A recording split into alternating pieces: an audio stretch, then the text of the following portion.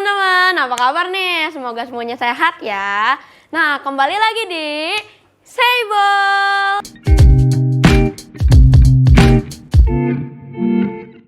Nah, kali ini teman-teman tahu nggak sih kita akan membahas tentang apa? Kalau teman-teman lihat dari baju aku nih yang aku pakai hari ini, kita akan membahas tentang apa sih? Nah, dan benar sekali, hari ini kita akan membahas tentang perayaan Imlek. Kan setiap tahunnya kita akan merayakan. Kita merayakan 1 tahun sekali. Tapi teman-teman tahu nggak sih apa makna di balik hari raya Imlek tersebut? Dan kita akan ngobrol banyak bersama Wunse Yudi Brata. Nah, oke, kali ini tapi kita akan membahas tentang maknanya Imlek, hari raya Imlek. Tapi sebelum kita masuk ke materi itu, aku mau nanya nih, penasaran banget. Apa sih, kan dipanggilnya itu Wunse, apa arti dari Wunse? Oke. Baik, terima kasih. Wunse itu adalah satu gelar kerohanian di dalam agama Konghucu atau Ruqiao. Ya, dalam agama Konghucu ada 3 gelar. Itu yang pertama Qiao Sheng, yang kedua Wunse, yang ketiga Xie Se. Qiao Sheng itu artinya penebar agama, sedangkan Wunse itu artinya guru agama, dan Xie Se adalah pendeta agama. Jadi Wunse itu adalah gelar tingkat kedua di dalam agama Konghucu. Seperti itu. Itu ya teman-teman arti dari Wunse. Aku juga penasaran dan ternyata sudah tahu. Nah, langsung saja kita masuk ke materi tentang makna utama dari Raya Imlek. Kan biasanya Wunse kita tiap tahunnya itu merayakan Hari Raya Imlek. Betul. Ya kan? Tapi apa sih makna utama dari Hari Raya Imlek itu? Oke. Imlek sebenarnya merupakan sistem penanggalan. Zaman dahulu orang mengenal sistem penanggalan itu ada 3. Yang pertama sistem Imlek itu sendiri, yang berdasarkan dari perhitungan peredaran bulan. Sedangkan yang kedua adalah Yanglek, yaitu sistem penanggalan berdasarkan peredaran matahari. Dan yang ketiga adalah Imyanglek, yang disebut sistem penanggalan dari bulan dan matahari gabungan.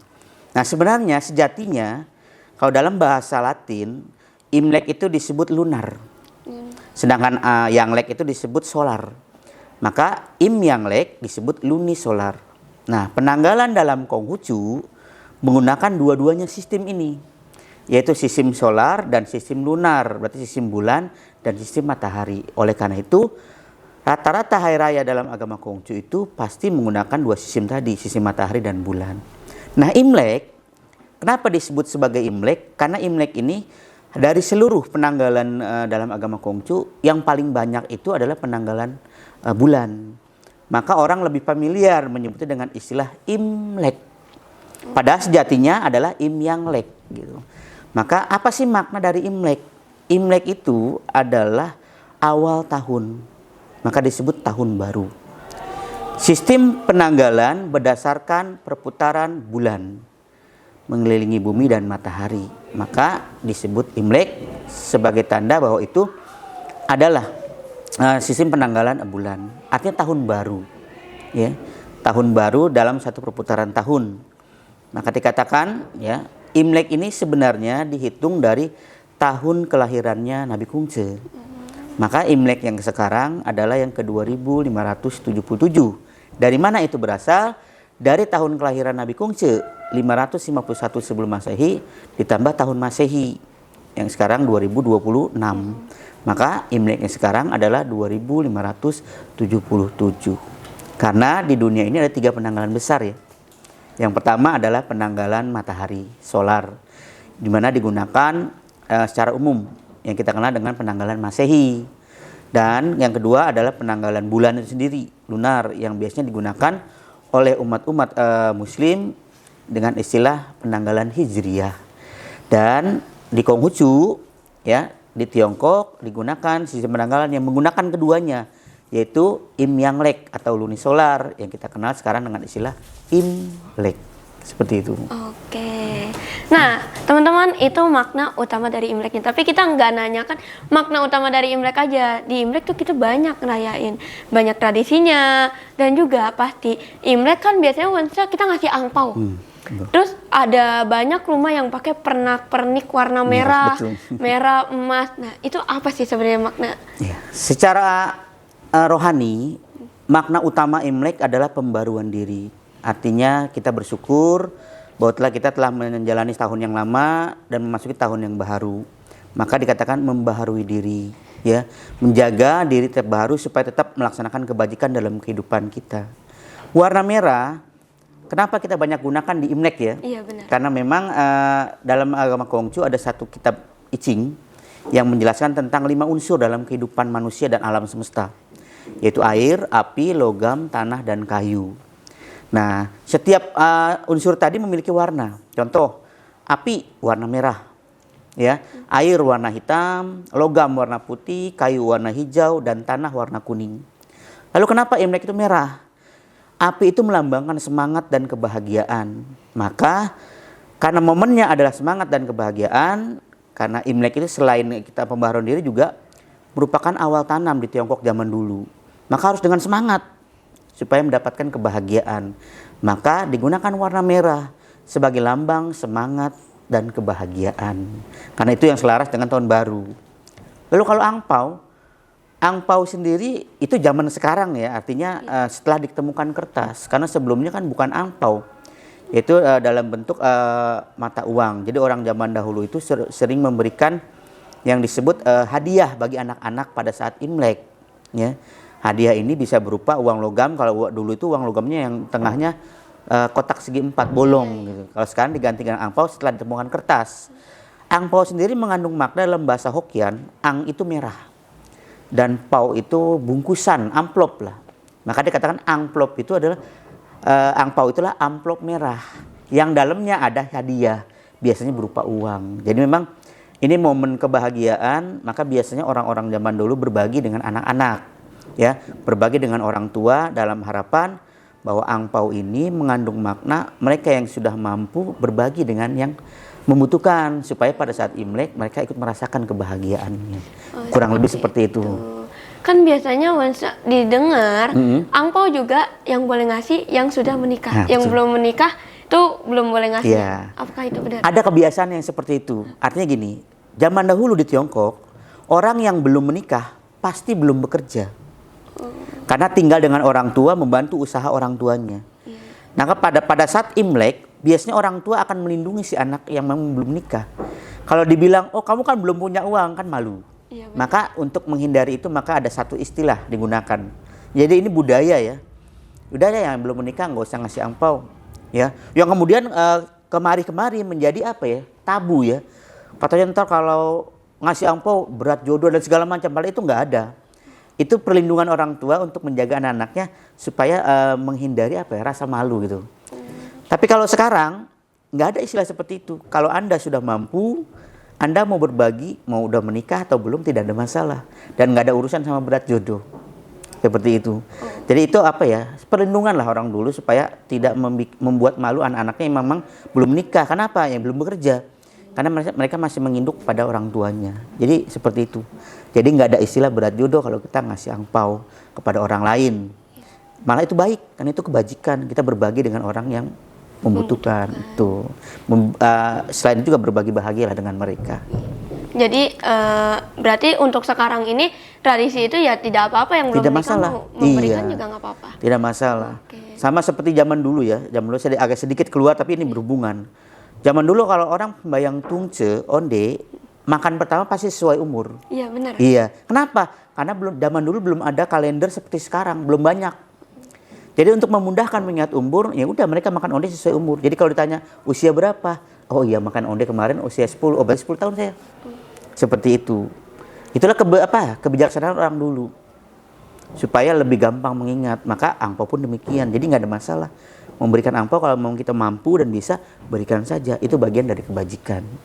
Gitu. Nah, Seperti itu. setiap Imlek nih, Wansya, kita ada tradisi juga. Katanya nggak boleh bersih-bersih rumah, terus pintunya tuh harus terbuka terus.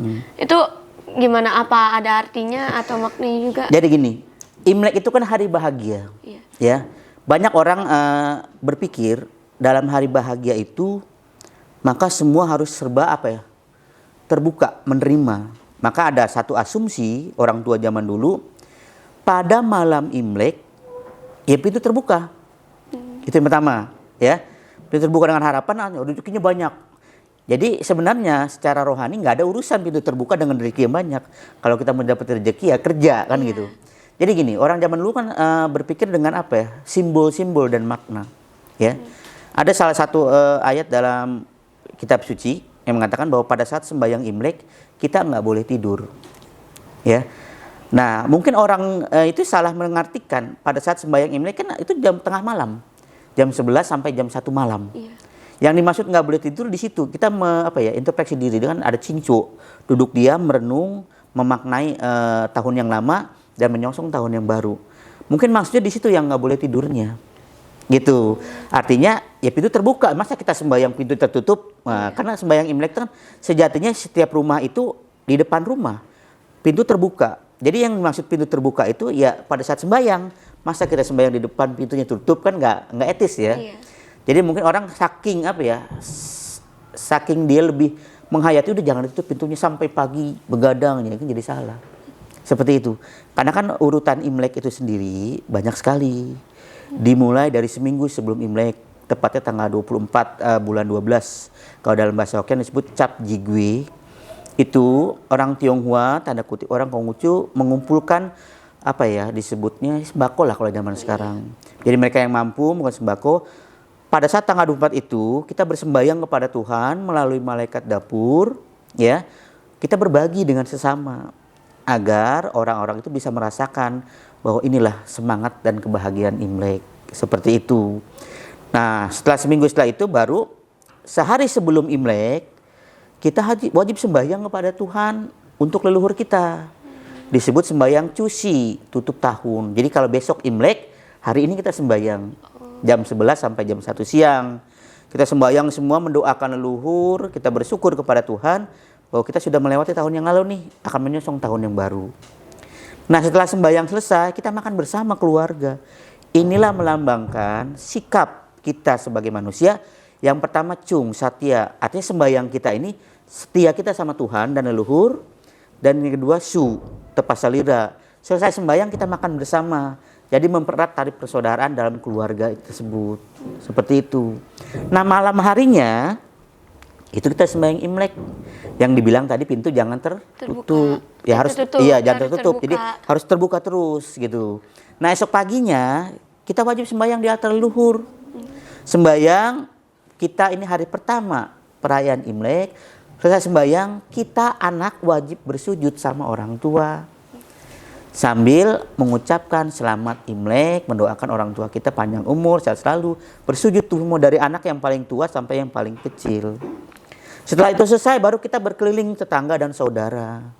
Seperti itu. Jadi memang urutannya pintu terbuka betul pada saat sembahyangnya. Kalau sudah selesai sembahyang tutup gitu kan.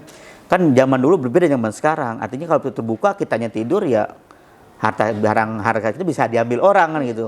Jadi pintu terbuka itu pada saat sembahyang saja gitu. Seperti yang pertama. Yang masalah sapu. Ya, orang zaman dulu itu sangat sopan sama orang. Punya etika dan aturan susila. Orang zaman dulu itu nggak akan, kalau ada tamu nggak akan dia sapu.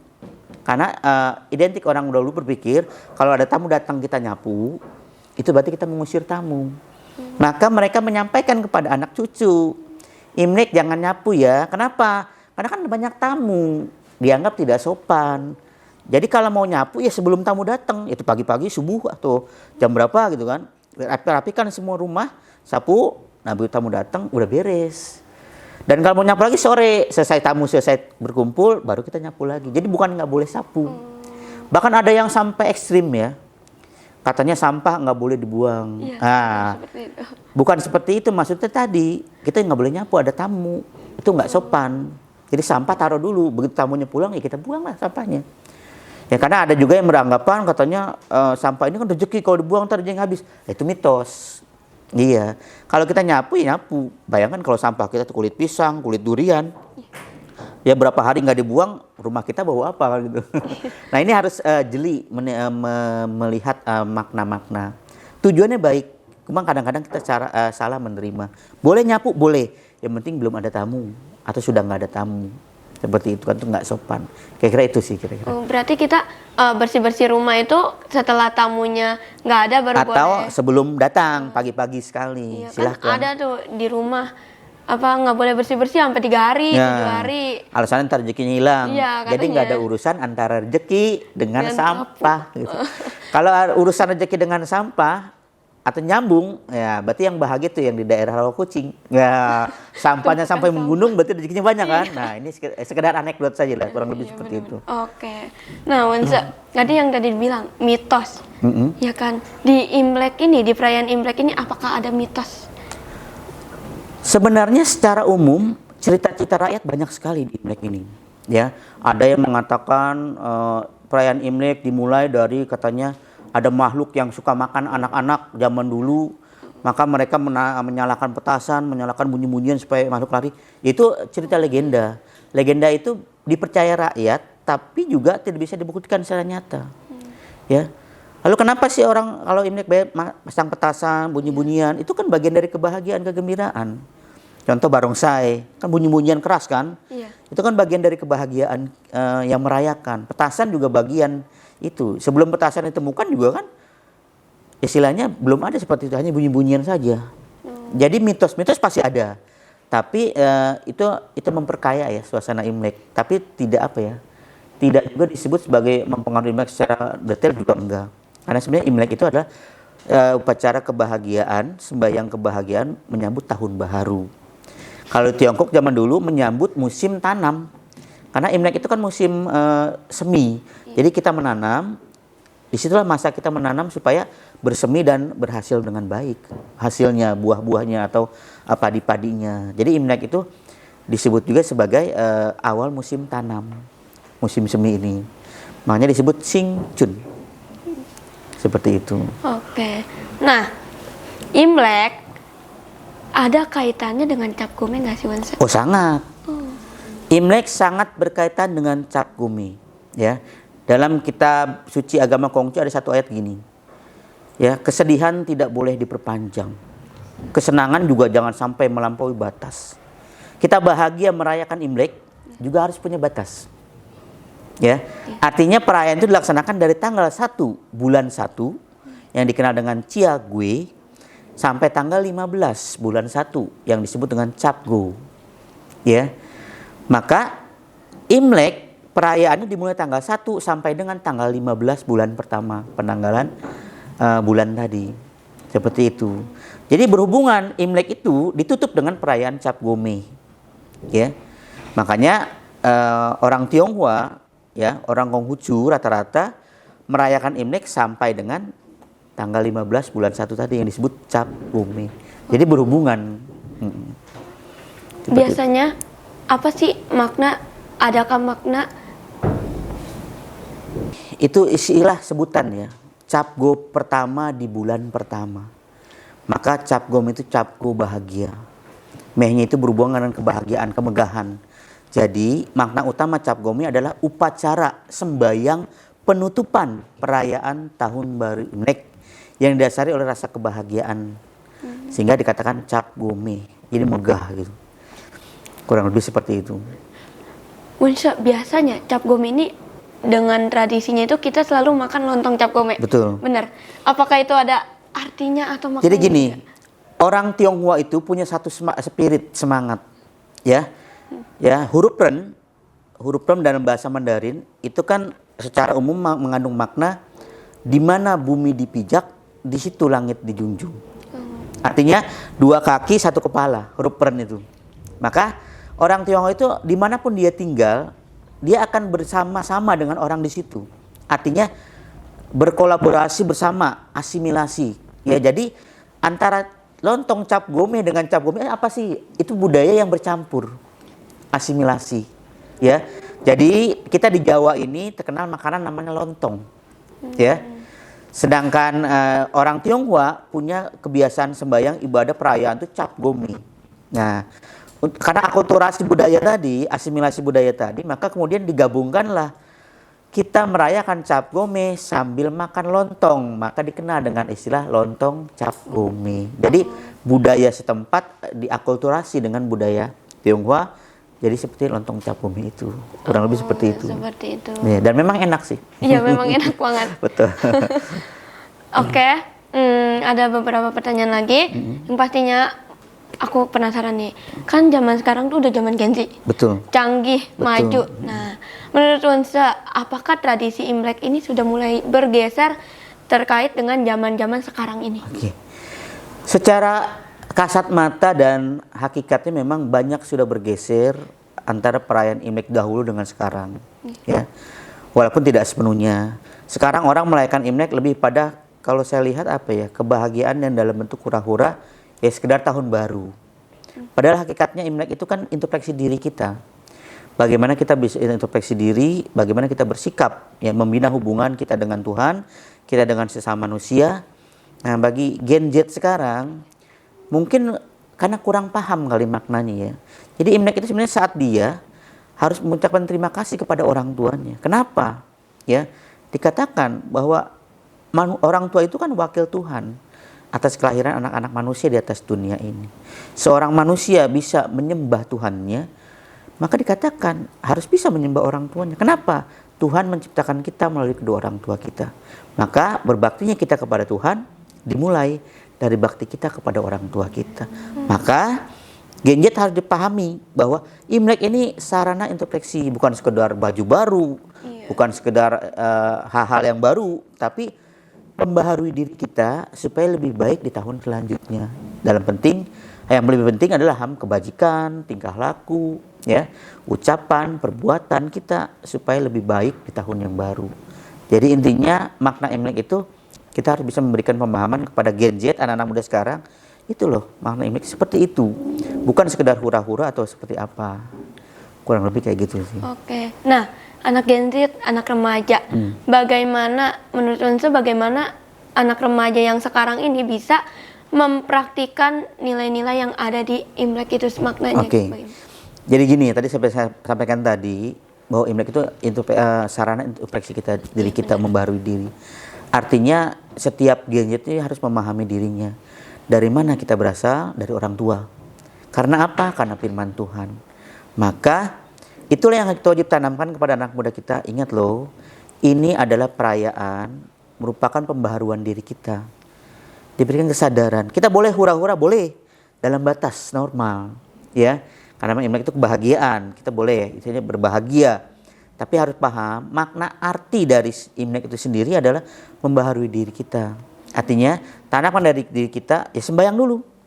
Setelah sembahyang, ucapkan kepada orang tua, saudara, baru kita bermain atau berbahagia. Dan tadi tanda kutip hura-hura yang masih normal tadi, tidak berlebihan. Jadi intinya memang memberikan pemahaman lah kepada anak muda.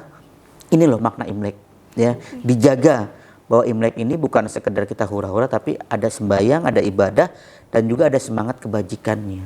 Kurang lebih seperti itu. Oke. Nah, teman-teman, itulah sekedar makna dari Imlek. Banyak sekali ya materinya. Terima kasih kepada Wonsa Yudibrata yang sudah menyempatkan meluangkan waktunya untuk berbagi kepada kita semua. Oke, teman-teman, sudah selesai. Sekian dan terima kasih dan sampai jumpa di episode Say Bold selanjutnya. Jangan lupa klik like, comment, and subscribe. Bye!